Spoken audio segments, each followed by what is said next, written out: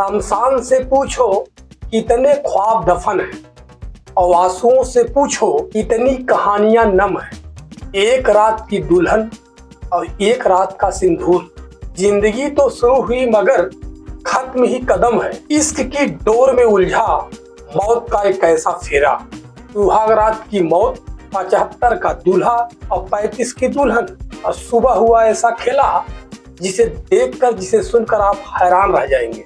नमस्कार दोस्तों, आप देख रहे हैं इंडियन एक्सक्लूसिव चैनल।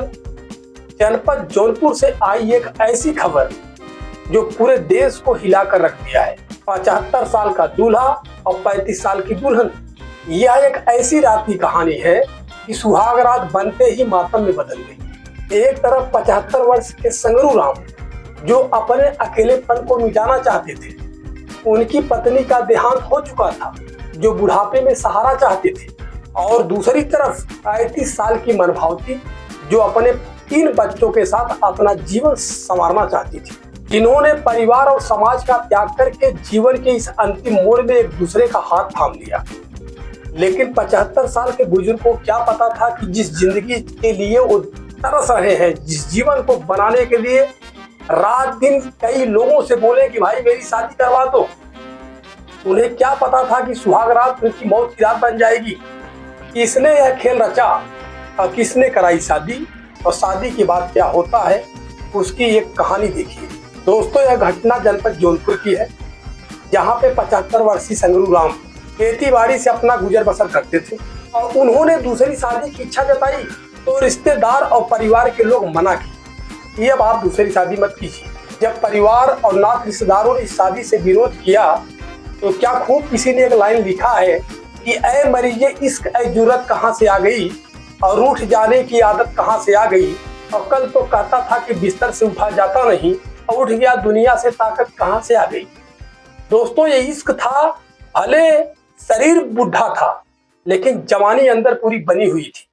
उनके अंदर एक जुनून था, एक जोश था कि अभी भी मैं 35 साल महिला से शादी करके जवान हूँ। दोस्तों, वह दिन भी आ गया, संगरू राम की शादी भी हो गई, और संगरू राम जिस मनभावती से शादी किए थे उनसे बोले थे कि तुम्हारे बच्चों के नाम पे मैं 1-1 लाख रुपए जमा कर दूंगा, और मेरे पास बहुत जगह जमीन है, और यही कह के कोर्ट मैरिज शादी उन्होंने कर लिया।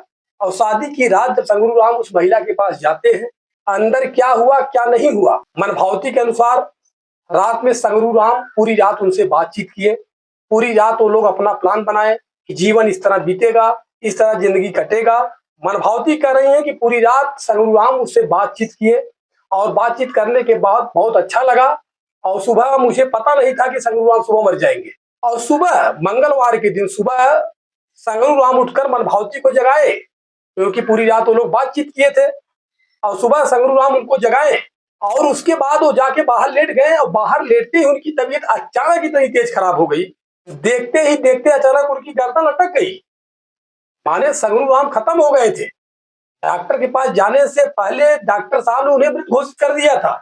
परिजनों और गांव वालों में हड़कंप मच गया कि भाई कल संगरू राम ने शादी किया, वो आज सुहाग रात के बाद संगरू राम खत्म हो गए। पूछ रही है वहां की जनता हुआ क्या, तर्क वितर्क लोग लगा रहे, गांव में तरह तरह की बातें हो रही हैं कि 75 साल के बुजुर्ग को क्या जरूरत थी 35 साल की महिला से शादी करने की।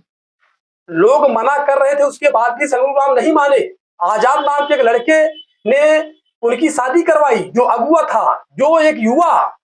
माने सोचने की बात है कि 75 साल बुजुर्ग की शादी 20 से 25 साल का लड़का अगुआ बन के करवा दिया। और जिस दिन शादी हुई तो ये भी सुनने में आ रहा है कि उस दिन अपना 5 बीसे की जमीन भी बेचे थे संगरू राम।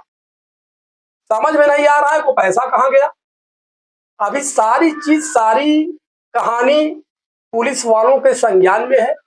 अभी तक जो रिपोर्ट निकल के आई है कि मनभावती कर रही है कि भाई रात में मुझसे बातचीत किए, और बातचीत करने के बाद बोले कि भाई तुम्हारे बच्चों के नाम पे मैं 1-1 लाख रुपया जमा कर दूंगा, और आपका जीवन खुशमय हो जाएगा, मुझे एक रोटी की जरूरत है, आप सिर्फ मुझे एक रोटी बना के दे देना।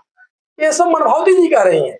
लेकिन मनभावती जी को क्या पता था, या संगरू राम को क्या पता था कि ये सुहाग रात मौत की रात बन जाएगी।